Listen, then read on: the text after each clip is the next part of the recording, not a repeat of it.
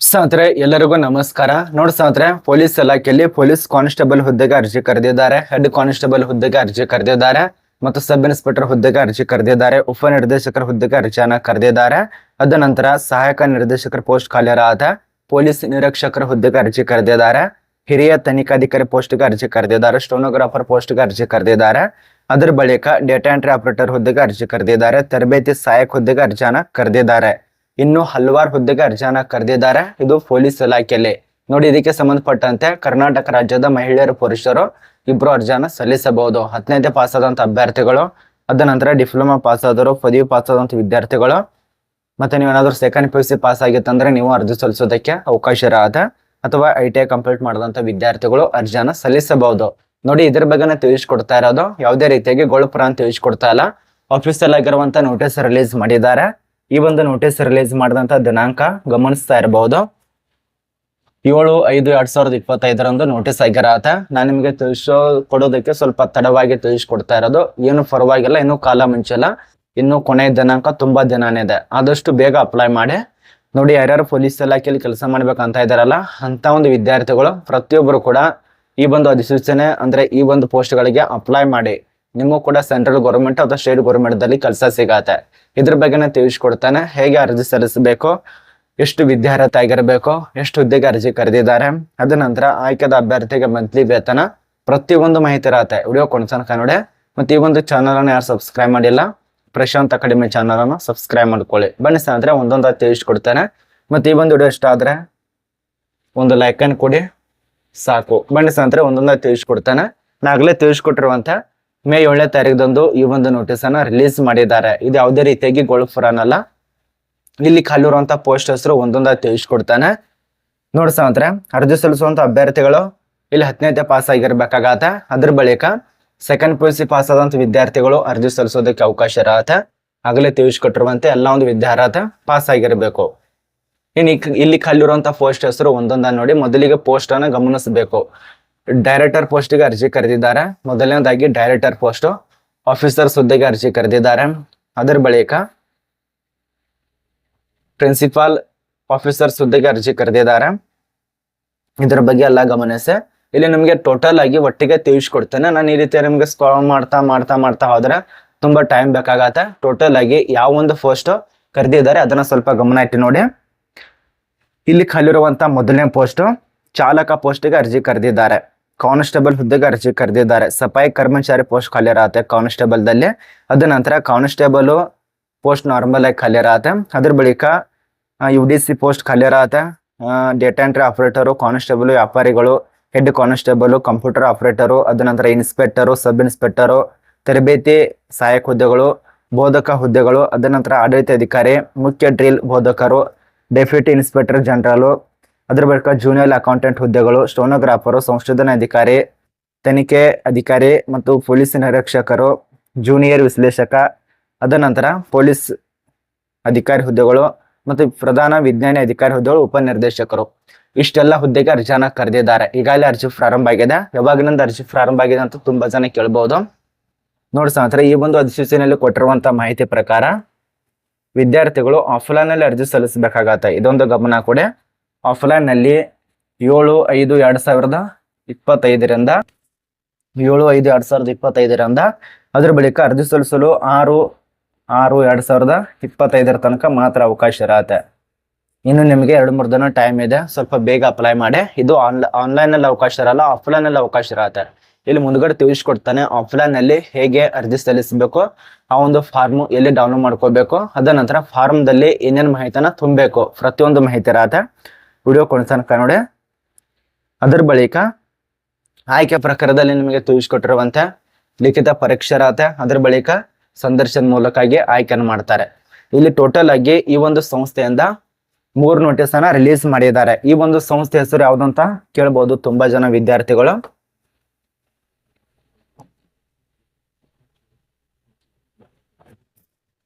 ನೋಡಿ ಸ್ನೇಹಿತರೆ, ಇದು ನಮ್ಮ ಒಂದು ಭಾರತೀಯ ಕರ್ನಾಟಕ ಅಲ್ಲ ಸ್ನೇಹಿತರೆ, ಕರ್ನಾಟಕ ರಾಜ್ಯದ ಎಲ್ಲ ಒಂದು ಅಭ್ಯರ್ಥಿಗಳು ಅರ್ಜಿ ಸಲ್ಲಿಸಬಹುದು.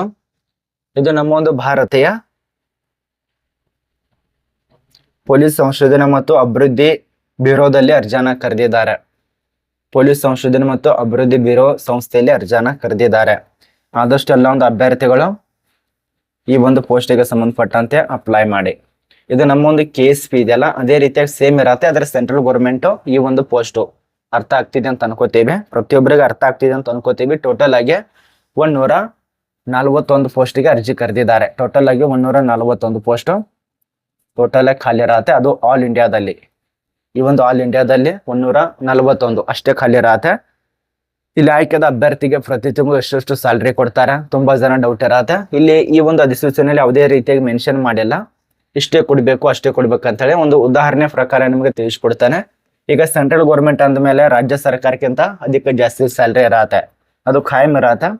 ಇಲ್ಲಿ ನಿಮಗೆ 83,000 ತನಕ ಗರಿಷ್ಠ ಇರಬಹುದು, ಅಥವಾ ನಿಮಗೆ ಸ್ಟಾರ್ಟಿಂಗ್ ನಲ್ಲಿ 32,000ದಿಂದ ವೇತನ ಸೇನೆ ಕೂಡ ಸ್ಟಾರ್ಟ್ ಇರತ್ತೆ. ಈ ರೀತಿಯಾಗಿ ನಿಮ್ಮ ಒಂದು ಯಾವ ರೀತಿ ಕೆಲಸ ಮಾಡ್ತಾರಲ್ಲ ಆ ಒಂದು ಕೆಲಸದ ಆಧಾರದ ಮೇಲೆ ನಿಮಗೆ ಸ್ಯಾಲ್ರಿ ಕೊಡ್ತಾರೆ. ಅರ್ಥ ಆಗ್ತಿದೆ ಅಂತ ಅನ್ಕೋತೀವಿ. ಈಗ ಕ್ಲರ್ಕ್ಗೆ ಬೇರೆ ರೀತಿಯಲ್ಲಿ ಸ್ಯಾಲ್ರಿ ಇರತ್ತೆ, ಮತ್ತು ಸಬ್ ಇನ್ಸ್ಪೆಕ್ಟರ್ಗೆ ಬೇರೆ ರೀತಿಯಲ್ಲಿ ಸ್ಯಾಲ್ರಿ ಇರತ್ತೆ, ಮತ್ತು ಸಬ್ ಇನ್ಸ್ಪೆಕ್ಟರ್ಗಿಂತ ಅದಕ್ಕೆ ಹೆಚ್ಚಿರುವಂತ ಅಧಿಕಾರಿಗಳು ಬೇರೆ ರೀತಿಯಲ್ಲಿ ಸ್ಯಾಲ್ರಿ ಇರತ್ತೆ. ಹೆಚ್ಚಿಗೆ ಕೊಡ್ತಾರಲ್ಲ ಆ ರೀತಿಯಾಗಿ ಪ್ರತಿಯೊಂದು ಹುದ್ದೆಗೆ ಒಂದೇ ರೀತಿಯಾಗಿರಲ್ಲ, ಹೆಚ್ಚಿಗೆ ಕೊಡ್ತಾರೆ. ಇನ್ನು ವಿದ್ಯಾರ್ಹತೆ ಏನಾಗಿರ್ಬೇಕು ಆಗಲೇ ತಿಳಿಸ್ಕೊಟ್ಟಿರುವಂತೆ ಎಲ್ಲ ಆಗಿರ್ಬೇಕು. ಅಂದ್ರೆ ಈಗ ಸ್ನಾತಕೋತ್ತರ ಪದವಿ ಕೂಡ ಪಾಸ್ ಆದಂತ ವಿದ್ಯಾರ್ಥಿಗಳು ಅರ್ಜಿ ಸಲ್ಲಿಸಬಹುದು. ಅದು ಸೆಪರೇಟ್ ಕೊಟ್ಟು ಬಿಟ್ಟಿದ್ದಾರೆ, ಯಾವ್ಯಾವ ಒಂದು ಪೋಸ್ಟ್ಗೆ ಏನೇನ್ ಆಗಿರ್ಬೇಕಂತ ಹೇಳಿ ಅದನ್ನೇ ತಿಳಿಸ್ಕೊಡ್ತೇನೆ ನಿಮಗೆ. ಸುಮ್ಮನೆ ನಿಮಗೆ ಟೈಮ್ ಆಗುತ್ತೆ ಅಂತೇಳಿ ನಾನು ಈ ರೀತಿಯಾಗಿ ನಿಮಗೆ ತೋರಿಸ್ಕೊಡ್ತಾ ಇರೋದು. ಯಾಕಂದ್ರೆ ಇಲ್ಲಿ ನೋಡಿ ಯಾವ್ಯಾವ ಒಂದು ಪೋಸ್ಟ್ಗೆ ಎಷ್ಟೆಷ್ಟು ಸ್ಯಾಲ್ರಿ, ಅದ್ರ ಬಳಿಕ ಯಾವ ರೀತಿಯಾಗಿರತ್ತೆ. ಇಲ್ಲಿ ಜೂನಿಯರ್ ಅಸಿಸ್ಟೆಂಟ್ ಹುದ್ದೆಗೆ ಅರ್ಜಿ ಸಲ್ಲಿಸಿದ್ರೆ ಅರ್ಜಿ ಸಲ್ಲಿಸುವಂತ ಅಭ್ಯರ್ಥಿಗಳು ಗೌರ್ಮೆಂಟ್ ಎಂಪ್ಲಾಯ್ಮೆಂಟ್ ಈ ರೀತಿಯಾಗಿ ಎಲ್ಲ ಕೊಟ್ಟಿದ್ದಾರೆ ಅನ್ಬೋದು ಅವರು. ಇದ್ರ ಬಗ್ಗೆ ಸ್ವಲ್ಪ ಗಮನ ಕೊಡಿ. ಇನ್ನೆಷ್ಟು ನಿಮಗೆ ವಿದ್ಯಾರ್ಹತೆ ಆಗಿರ್ಬೇಕು, ಮಾಸ್ಟರ್ ಡಿಗ್ರಿ ಇದಕ್ಕೆ ಎಲ್ಲ ಕೊಟ್ಟಿದ್ದಾರೆ. ಈ ಒಂದು ನೋಟಿಸ್ ದಯವಿಟ್ಟು ನಮ್ಮ ಒಂದು ಟೆಲಿಗ್ರಾಮ್ ಗ್ರೂಪ್ದಲ್ಲಿ ಕೊಟ್ಟಿದ್ದೇನೆ, ಅಲ್ಲಿದಂತರ ಡೌನ್ಲೋಡ್ ಮಾಡ್ಕೊಳ್ಳಿ. ಅಥವಾ ಡೈರೆಕ್ಟ್ ಆಗಿ ಬೇಕಂದ್ರೆ ಡಿಸ್ಕ್ರಿಪ್ಷನ್ ಭಾಷಣ ಇರತ್ತೆ, ಅಲ್ಲಿದಂತರ ಚೆಕ್ ಮಾಡ್ಕೊಳ್ಳಿ. ಅಥವಾ ನನಗೆ ಡೈರೆಕ್ಟ್ ಆಗಿ ಬೇಕಂದ್ರೆ ಮೆಸೇಜ್ ಮಾಡಿದ ತಕ್ಷಣ ನಿಮಗೆ ಬರ್ಬೇಕಂದ್ರೆ ನಂದೊಂದು ಇನ್ಸ್ಟಾಗ್ರಾಮ್ದಲ್ಲಿ ನನಗೆ ಮೆಸೇಜ್ ಮಾಡಿ, ಸರ್ ಈ ರೀತಿಯಾಗಿ ಪೊಲೀಸ್ ಕಾನ್ಸ್ಟೇಬಲ್, ನನಗೆ ಮೆಸೇಜ್ ಮಾಡೋ ಸಮಯದಲ್ಲಿ ಈ ರೀತಿ ಟೈಪ್ ಮಾಡಿ ನಾನು ನಿಮ್ಗೆ ಡೈರೆಕ್ಟ್ ಆಗಿ ಲಿಂಕ್ ಅನ್ನ ಡೈರೆಕ್ಟ್ ಆಗಿ ಈ ಒಂದು ನೋಟಿಫಿಕೇಶನ್ ಫಾರ್ಮ್ ಅನ್ನ ಮತ್ತು ಅರ್ಜಿ ಸಲ್ಲಿಸುವಂತ ಫಾರ್ಮ್ ಅನ್ನ ಕಳಿಸ್ಕೊಡ್ತೇನೆ. 141 ಪೋಸ್ಟ್ ಇದು ಸರ್, ನಮಗೆ ಈ ಒಂದು ಪೊಲೀಸ್ ಕಾನ್ಸ್ಟೇಬಲ್ ಹುದ್ದೆದು 141 ಪೋಸ್ಟ್ ಇದು ಅರ್ಜಿ ಸಲ್ಲಿಸುವ ನೋಟಿಫಿಕೇಶನ್ ಕಳಿಸ್ಕೊಡಿ ಅಂದ್ರೆ ಈ ರೀತಿಯಾಗಿ ಮೆಸೇಜ್ ಮಾಡಿ, ನಾನು ನಿಮಗೆ ಡೈರೆಕ್ಟ್ ಆಗಿ ಆ ಒಂದು ಲಿಂಕ್ ಅನ್ನ ಕಳಿಸ್ಕೊಡ್ತೇನೆ. ಅದ ನಂತರ ಆ ಒಂದು ನೋಟಿಫಿಕೇಶನ್ ಕಳಿಸ್ಕೊಡ್ತೇನೆ. ಸುಮ್ನೆ ಹಾಯ್ ಹಲೋ ಅಂತ ಯಾರು ಕೂಡ ಹೇಳಬೇಡಿ ದಯವಿಟ್ಟು. ತುಂಬಾ ಅಂದ್ರೆ ತುಂಬಾ ಪ್ರಾಬ್ಲಮ್ ಆಗತ್ತೆ, ಯಾಕಂದ್ರೆ ನನಗೆ ಟೈಮೇ ಇರೋದಲ್ಲ ಅಂತದ್ರಲ್ಲಿ ಹಾಯ್ ಹಲೋ ಅದನ್ನ ಅದ್ರ ಮೇಲೆ ಒಂದು ತಾಸು ಆದ್ಮೇಲೆ ನೀವು ಆಮೇಲೆ ಸರ್ ನೋಟಿಫಿಕೇಶನ್ ಲಿಂಕ್ ಬಿಡಂತ ಹೇಳ್ತೀರಾ. ಅದ್ ಹೇಳೋ ಬದಲಿಗೆ ಮೊದಲಿಗೆ ನಾನೇನು ಅನ್ಕೊಳ್ಳಲ್ಲ, ಮೊದಲಿಗೆ ಈ ರೀತಿ ಡೈರೆಕ್ಟ್ ಆಗಿ ಮೆಸೇಜ್ ಮಾಡಿ ಅಷ್ಟೇ. ನೋಡಿ ಸ್ನೇಹಿತರೆ, ನನ್ನ ವಿದ್ಯಾರ್ಹತೆ ಸ್ನಾತಕೋತ್ತರ ಪದವಿ ಅದ ನಂತರ 12ನೇತೆ ಅಂದ್ರೆ ಸೆಕೆಂಡ್ PUC, SSLC ಮತ್ತು ಡಿಪ್ಲೊಮಾ 8ನೇತೆ ಪಾಸ್ ಆಗಿರ್ಬೇಕು. ಯಾವ ಒಂದು ಪೋಸ್ಟ್ಗೆ ಅಂದ್ರೆ ರೈಡರ್ ಪೋಸ್ಟ್ಗೆ 8ನೇತೆ ಪಾಸ್ ಆಗಿರ್ಬೇಕು. ಅದ್ರ ಬಳಿಕ ಕಾನ್ಸ್ಟೇಬಲ್ ಸಫಾಯಿ ಕರ್ಮಚಾರಿ ಹುದ್ದೆಗಳಿಗೆ ಇನ್ನೂ ಹಲವಾರು ಪೋಸ್ಟ್ ಇದಾವೆ, ಎಲ್ಲದಕ್ಕೂ 10ನೇತೆ ಪದವಿ ಈ ರೀತಿ ಪಾಸ್ ಆಗಿರ್ಬೇಕಾಗತ್ತೆ. ಇದು ಒಂದು ಕಡೆ ನಿಮ್ಗೆ ಅರ್ಥ ಆಗಿದೆ ಅಂತ ಅನ್ಕೋತೀವಿ. ಇನ್ನು ವಯೋಮಿತಿ 18 ವರ್ಷದಿಂದ ವಿದ್ಯಾರ್ಥಿಗಳಿಗೆ 18 ವರ್ಷದಿಂದ 50 ವರ್ಷ ತನಕ ಅವಕಾಶ ಇರತ್ತೆ. ಇಲ್ಲಿ ನೋಡಿ ಕೆಲವೊಂದು ಪೋಸ್ಟ್ಗಳಿಗೆ ಒಂದು ಅರ್ಥ ಮಾಡ್ಕೊಳ್ಳಿ, ಕೆಲವೊಂದು ಇದರಲ್ಲಿ ಪೋಸ್ಟ್ಗಳಿಗೆ ಅನುಭವ ಮೇಲೆ ಅರ್ಜಿಯನ್ನ ಕರೆದಿದ್ದಾರೆ. ಇನ್ನು ಕೆಲವು ಪೋಸ್ಟ್ಗೆ ಡೈರೆಕ್ಟ್ ಆಗಿ ಪರೀಕ್ಷಿಸಿದವರು ಅರ್ಜಿ ಸಲ್ಲಿಸಬಹುದು. ಇದು ಅರ್ಥ ಆಗ್ತಿದೆ ಅಂತ ಅನ್ಕೋತೀವಿ. ಇದ್ರ ಬಗ್ಗೆ ನಿಮ್ಗೆ ಸಂಪೂರ್ಣ ಮಾಹಿತಿ ತಿಳಿದಿದೆ. ಈಗ ಯಾವುದು ಏನು ಅಂತ ಅಂತೇಳಿ ಸಂಪೂರ್ಣ ಮಾಹಿತಿ ತಿಳಿದಿದೆ. ಇನ್ನು ಅರ್ಜಿ ಸಲ್ಲಿಸುವಂತ ವಿಧಾನ ತುಂಬಾ ಜನ ಕೇಳ್ತಾರ. ಇದು ಆಫ್ಲೈನ್ ಇರೋದ್ರಿಂದ ವಿಳಾಸ ಮತ್ತು ಆ ಒಂದು ಅರ್ಜಿ ಸಲ್ಲಿಸುವಂತ ಲಿಂಕ್ ಇಲ್ಲೇ ತಿಳಿಸ್ಕೊಡ್ತೇನೆ ನೋಡಿ, ಒಂದೇ ನಿಮಿಷ.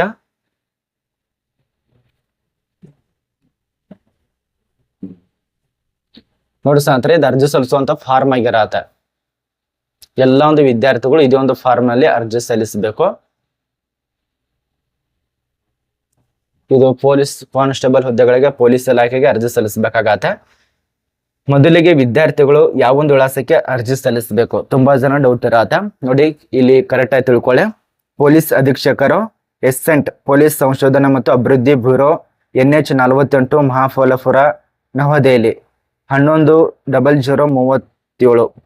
ಇದಕ್ಕೆ ಸಂಬಂಧಪಟ್ಟಂತೆ ಸ್ಪೀಡ್ ಪೋಸ್ಟ್ ಮೂಲಕ ಅಥವಾ ನಿಮ್ಮ ಒಂದು ಅಂಚೆ ನಾರ್ಮಲ್ ಪೋಸ್ಟ್ ಮೂಲಕ ಅಪ್ಲೈ ಮಾಡಬಹುದು. ಎಲ್ಲಿ ಅಂದ್ರೆ 6 ಜೂನ್ 2025 ಒಳಗಾಗಿನೇ ಅರ್ಜಿ ಸಲ್ಲಿಸಿ, ಇದೊಂದು ತಲೆಯಲ್ಲಿ ಇಟ್ಟುಕೊಳ್ಳಿ. ಅಥವಾ ಇಮೇಲ್ ID ಮೂಲಕಾಗಿ ಸಲ್ಲಿಸಬಹುದು. ಇಮೇಲ್ ID ಮೂಲಕಾಗಿ ಸಲ್ಲಿಸಿದ್ರೆ ತುಂಬಾ ಒಳ್ಳೆಯದು, ಇದೊಂದು ಅರ್ಥ ಮಾಡ್ಕೊಳ್ಳಿ. ಇಮೇಲ್ ID ಕೂಡ ಕೊಟ್ಟಿದ್ದಾರೆ. ಈ ಒಂದು ಇಮೇಲ್ ID ದಯವಿಟ್ಟು ಈ ಒಂದು ನೋಟಿಸ್ ಡೌನ್ಲೋಡ್ ಮಾಡ್ಕೊಳ್ಳಿ, ತುಂಬಾ ಈಜಿ ಇರತ್ತೆ.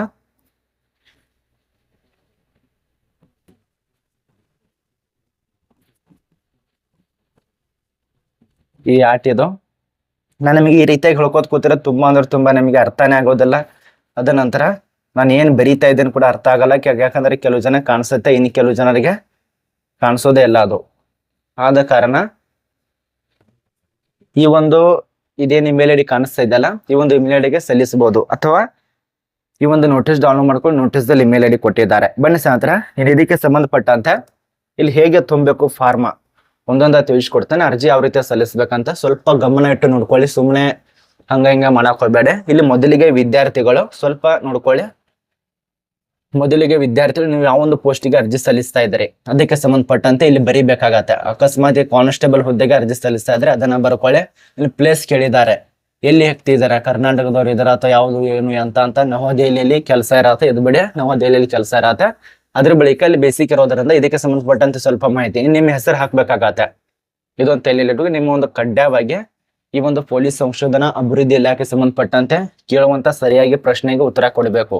ಇಲ್ಲಿ ನಿಮ್ಮ ಹೆಸರು ಹಾಕೊಳ್ಳಿ. ಏನ್ ನಿಮ್ಮ ಹೆಸರಿದೆ ಅದಕ್ಕೆ ಸಂಬಂಧಪಟ್ಟಂತೆ ಹಾಕೊಳ್ಳಿ. ಉದಾಹರಣೆಗೆ ಈಗ ರಾಮು ಇದೆ ಅಂತ ಅನ್ಕೊಳ್ಳಿ, ರಾಮು ಹಾಕೊಳ್ಳಿ. ಅದ್ರ ಬಳಿಕ ಮುಂದ್ಗಡೆ ನಿಮ್ಮ ತಂದೆ ಕೂಡ ಹೆಸರು ಹಾಕೋಬೇಕಾಗತ್ತೆ. ನಿಮ್ ತಂದೆ ಹೆಸರು ಹಾಕೊಳ್ಳಿ ಮತ್ತು ಸರ್ನೇಮ್ ಕೂಡ ಹಾಕೊಳ್ಳಿ. ಅದ ನಂತರ ಡೇಟ್ ಆಫ್ ಬರ್ತ್. ಈಗ ನಿಮ್ ಡೇಟ್ ಆಫ್ ಬರ್ತ್ ಏನಿದೆ, ಮಹಿಳೆಯರಾಗ್ಬೋದು ಪುರುಷರಾಗ್ಬೋದು.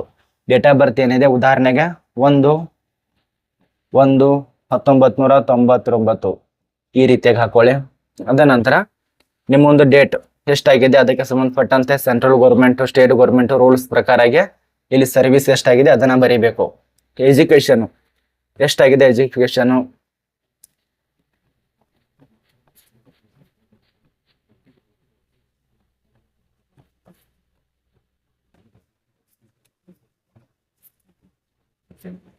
ಅದನ್ನ ಸ್ವಲ್ಪ ಸರಿಯಾಗಿ ಬರ್ಕೊಳ್ಳಿ. ಅದ ನಂತರ ನಿಮ್ಮ ಎಜುಕೇಶನ್ ಏನಾಗಿದೆ, SSLC, ಡಿಗ್ರಿ, ಸ್ನಾತಕೋತ್ತರ ಪದವಿ ಅಥವಾ ITI ಡಿಪ್ಲೊಮಾ ಎಲ್ಲ ಕೂಡ ಬರೀರಿ. ಅದ್ರ ಬಳಿಕ ನಿಮ್ಮೊಂದು ಅಡ್ರೆಸ್ ಕೇಳಿದ್ದಾರೆ, ದಯವಿಟ್ಟು ಸರಿಯಾಗಿ ಅಡ್ರೆಸ್ ಅನ್ನ ಹಾಕೊಳ್ಳಿ.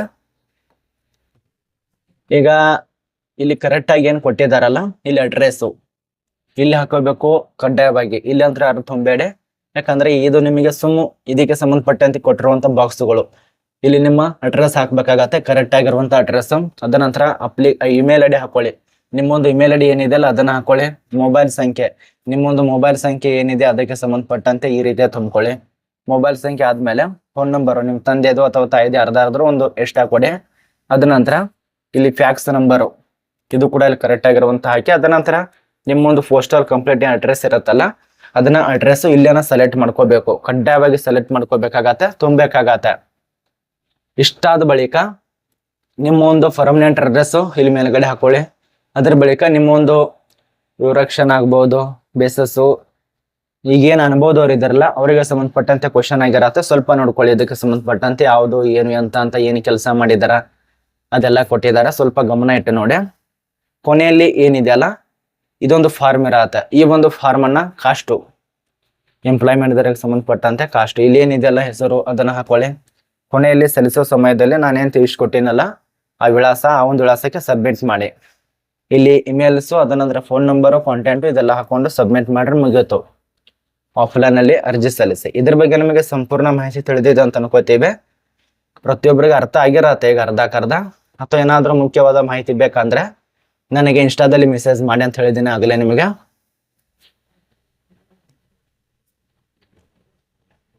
ತುಂಬಾ ಜನ ಡೌಟ್ ಇರತ್ತೆ, ಸರ್ ಪೋಸ್ಟೇ ಕರೆದಿಲ್ಲ ಅಂತ ಅನ್ನಕ್ ಹೋಗ್ಬೇಡಿ. ಇಲ್ಲಿ ಸಂಪೂರ್ಣ ವಿವರವಾದಂತ ಮಾಹಿತಿ ಕೊಟ್ಟಿದ್ದಾರೆ. ಕಾಣಿಸ್ತಾ ಇರಬಹುದು ನಿಮಗೆ. ಸಬ್ ಇನ್ಸ್ಪೆಕ್ಟರು, ಅದ ನಂತರ ಪೊಲೀಸ್ ಕಾನ್ಸ್ಟೇಬಲ್, ಅಸಿಸ್ಟೆಂಟ್ ಡೈರೆಕ್ಟರ್, ಅದ ನಂತರ principal, deputy manager, senior assistant, accountant, sub inspector, constable ಈ ರೀತಿಯಾಗಿ ಎಲ್ಲ ಕರೆದಿದ್ದಾರೆ. ಒಂದು ಭಾಗ ಆಯ್ತು. ಎರಡನೇದಾಗಿ ನೋಡಿಸ ನಂತರ ಇಲ್ಲಿ DIG ಪೋಸ್ಟ್ ಖಾಲಿ ಇರತ್ತೆ. ಅದ ನಂತರ ಚೀಫ್ ಡೈರೆಕ್ಟ್ ಇನ್ಸ್ಟಿಟ್ಯೂಟಿವ್ ಪೋಸ್ಟ್ ಖಾಲಿ ಇರತ್ತೆ. ಹೆಡ್ ಕಾನ್ಸ್ಟೇಬಲ್ ಪೋಸ್ಟ್ ಖಾಲಿ ಇರ್ತಾರೆ. ಅದ ನಂತರ ಹೆಡ್ಸ್ಮ್ಯಾನ್ ಹುದ್ದೆಗಳು ಖಾಲಿ ಇರತ್ತೆ. ಕಾನ್ಸ್ಟೇಬಲ್, ಡೇಟಾ ಎಂಟ್ರಿ, ಡ್ರೈವರ್ ಹುದ್ದೆಗಳು, ಕಾನ್ಸ್ಟೇಬಲ್ ಹುದ್ದೆಗಳು ಅದರಲ್ಲಿ ಈ ಕರ್ಮಚಾರಿ ಪೋಸ್ಟ್ ಖಾಲಿ ಇರತ್ತೆ. ನೋಡ್ಕೊಂಡು ಅಪ್ಲೈ ಮಾಡಿ. ಟೋಟಲ್ ಆಗಿ ಅಖಿಲ ಭಾರತದಲ್ಲಿ ಸುಮಾರು 141 ಪೋಸ್ಟಿಗೆ ಅರ್ಜಿ ಕರೆದಿದ್ದಾರೆ ಅಖಿಲ ಭಾರತದಲ್ಲಿ. ನಮ್ಮ ಒಂದು ಕರ್ನಾಟಕ ರಾಜ್ಯದಲ್ಲಿ ಸುಮಾರು 5 ಅಥವಾ 6 ಬರತ್ತೆ. ಈ ರೀತಿಯಾಗಿ ಇರೋದಿಲ್ಲ. ಅದು ಎಷ್ಟು ನೀವು ಅರ್ಜಿ ಸಲ್ಲಿಸ್ತಾರಲ್ಲ ಅದ್ರ ಮೇಲೆ ಆಯ್ಕೆ ಮಾಡ್ತಾರೆ. ದಯವಿಟ್ಟು ಹೇಳ್ತಾ ಇದ್ದೇನೆ, ಇದ್ರ ಬಗ್ಗೆ ನಿಮ್ಗೆ ಸಂಪೂರ್ಣ ಮಾಹಿತಿ ತಿಳಿದಿದೆ ಅಂತ ಅನ್ಕೋತೀವಿ. ಯಾರ್ಯಾರು ಪೊಲೀಸ್ ಕಾನ್ಸ್ಟೇಬಲ್ ಹುದ್ದೆ ಸೇರ್ಬೇಕಂತ ಇದ್ದಾರ ಅಥವಾ ಹುದ್ದೆಗಳು ಪಡಿಬೇಕಂತ ಇದಾರಲ್ಲ ಅಂತವ್ರಿಗೆ ವಿಡಿಯೋ ಶೇರ್ ಮಾಡಿ.